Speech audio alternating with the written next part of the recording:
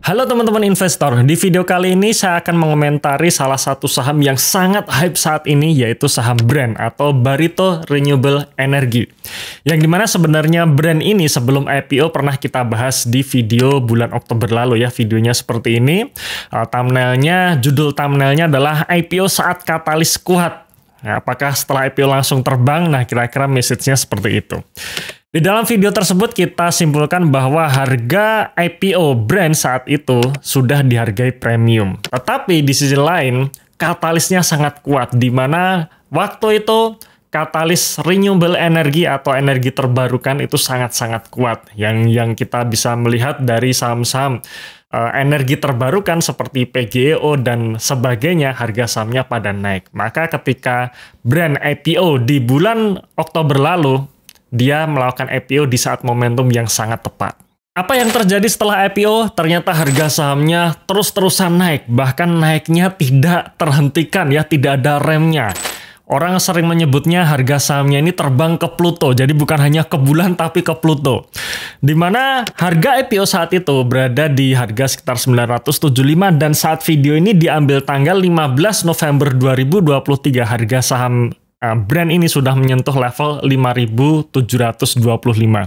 Artinya sejak IPO harga sahamnya sudah naik 487%. Ya, jadi hampir 500% hanya dalam waktu 1 bulan. Ya, selamat ya bagi teman-teman yang sudah cuan di Brand. Boleh dong share kira-kira teman-teman cuan berapa nih di Brand ya. Tulis kolom komentar ya. Nah, di harga 5.725 menunjukkan valuasi PBV 194 kali dengan PE rasio 456 kali. Tentu saja ini adalah rasio yang sangat-sangat mahal, sudah tidak masuk akal, bisa dibilang ini adalah gelembung. Tinggal menunggu meletusnya.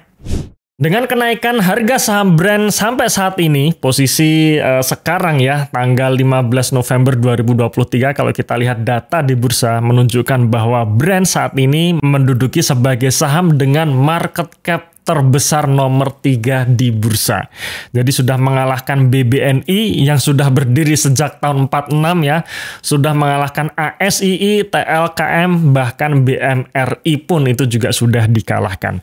Tinggal sedikit lagi akan menyalip saham BBRI. Jadi kita tinggal tunggu saja kalau misalkan sampai minggu depan ya, misalnya minggu depan harga saham BBRI tidak mau naik dan harga saham Brand terus-terusan naik, ya bisa jadi di bulan November ini Brand akan menduduki top market cap nomor 2 di bursa ya, kalau misalkan ya masih melanjutkan kenaikannya. Saya termasuk investor yang meyakini bahwa dalam jangka panjang harga saham itu pada akhirnya akan kembali ke fundamentalnya ya, dan itu yang selalu sering saya share di channel YouTube The Investor maupun channel Instagram ya, Instagram The Investor ID, bahwa dalam jangka pendek harga saham itu memang akan selalu mengikuti sentimen ya. Jadi sejelek apapun sahamnya, ketika sentimennya sangat kuat harga sahamnya akan naik. Tapi pada akhirnya harga saham itu akan kembali ke fundamentalnya, alias saya termasuk salah satu investor yang meyakini bahwa suatu saat Brand ini akan juga turun ya, alias meletus.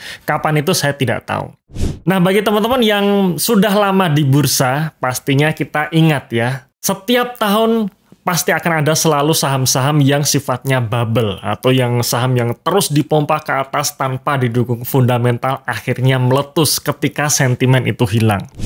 Kita ambilkan contoh di tahun 2020 lalu, di mana saat itu terjadi pandemi COVID ya, semua orang berada di rumah, bisnis semua berjatuhan, dan saat itu sentimen yang paling kuat adalah mengenai vaksin.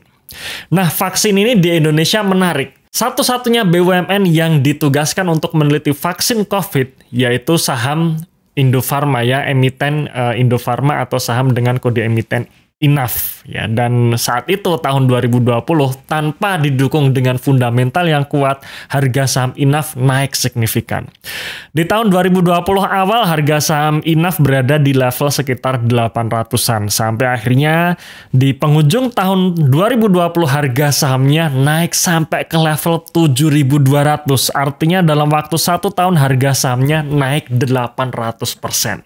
Apakah banyak yang cuan? Banyak sekali yang cuan. Dan kebetulan saya sendiri saya tidak masuk saham Inaf waktu itu, jadi portofolio saya pun di tahun 2020 cenderung tidak kemana-mana.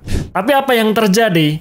Justru ketika vaksin tersebut sudah ditemukan dan vaksin tersebut disuntikkan kepada Presiden Jokowi sebagai orang pertama di Indonesia yang disuntik vaksin saat itu, harga sahamnya justru turun, alias disitulah meletusnya harga saham Inaf. Pada bulan Januari 2021, seketika harga saham Inaf tiba-tiba turun ya, bahkan ARB, dan ARB-nya pun itu berjilid-jilid, tidak ada remnya ke bawah. Jadi dari level 7.200 kemudian turun ke 6.000, turun ke 5.000, turun ke 4.000, ke 3.000, sampai akhirnya menyentuh level 2.000-an. Dan ternyata penurunannya nggak sampai di situ saja ya. Saat ini di tahun 2023 harga saham Inaf sudah jatuh ke level 400-an. Alias sudah benar-benar jatuh ke palungnya, jatuh ke fundamental aslinya. Nah sekarang pertanyaannya, di tahun 2020 banyak yang cuan di Inaf, memang betul. Sekarang di tahun 2021-nya sampai sekarang apakah masih ada yang nyangkut? Jawabannya masih banyak yang nyangkut. Oke, itu cerita mengenai saham Inaf. Sekarang kita lihat di tahun 2021-nya ya, di mana tahun 2021 ada fenomena saham bank digital. Semua yang berbau digital, harga sahamnya pada naik semua. Bahkan bank-bank kecil yang dia melabeli dengan bank digital, harga sahamnya pun juga ikut naik tanpa fundamental yang kuat. Salah satu saham yang hype saat itu adalah saham Bank Jago atau saham dengan kode emiten Arto. Yang dimana tahun 2021 banyak sekali orang yang juga cuan di Arto. Kenaikannya pun signifikan. Waktu itu pertama ada sentimen digital yang dimana saham-saham digital ini dianggap sebagai bisnis masa depan. Dan saat itu Gojek ya, Gojek juga ternyata masuk di saham Arto. Jadi dia mengakuisisi sebagian saham dari Arto ini atau Bank Jago. Kemudian setelah Gojek masuk di Arto, harga sahamnya pun juga naik sangat signifikan. Ini juga naik ke Pluto ya. Dari awal tahun 2021 di mana harga saham Bank Jago saat itu berada di level 2000-an, kemudian naik sampai ke level 19.000. Artinya hanya dalam waktu 1 tahun harga saham Bank Jago ini juga naik 800%. Banyak yang cuan, pastinya juga banyak. Tetapi cerita berubah menjelang masuk tahun 2022 sampai sekarang. Yang dimana kalau kita lihat harga saham Bank Jago atau Arto ini turun sangat signifikan. Ya, di awal tahun 2022 saat menembus level tertingginya di 19.000, tiba-tiba harga sahamnya turun terus-menerus ya, turun sampai ke 17.000, 15.000, 14.000. Kemudian sampai hari ini ya, sampai saat video ini diambil, harga saham Arto ini akhirnya balik ke fundamental aslinya, yaitu di harga sekitar 2.300-an.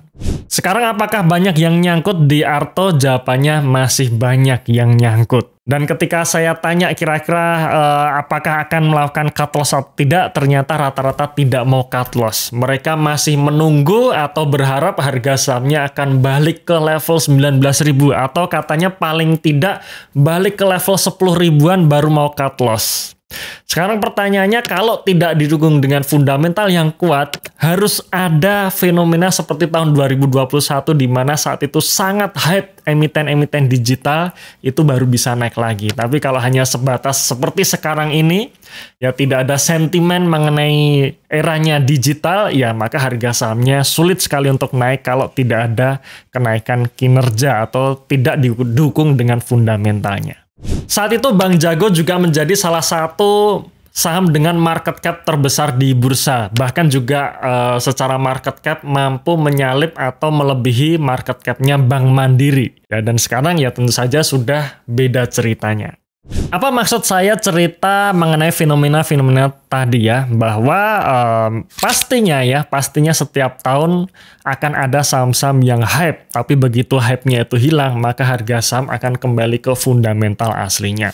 Mungkin bagi kita yang sudah mendedikasikan waktu kita untuk di bursa, kita bisa cari saham-saham dengan seperti itu, alias kita menjadi seorang trend follower. Ketika trennya bagus, kita ikuti. Ketika trennya sudah mulai hilang, kita lepas. Kita lanjutkan ke sektor yang lain yang dimana trennya sedang yang bagus. Kira-kira seperti itu.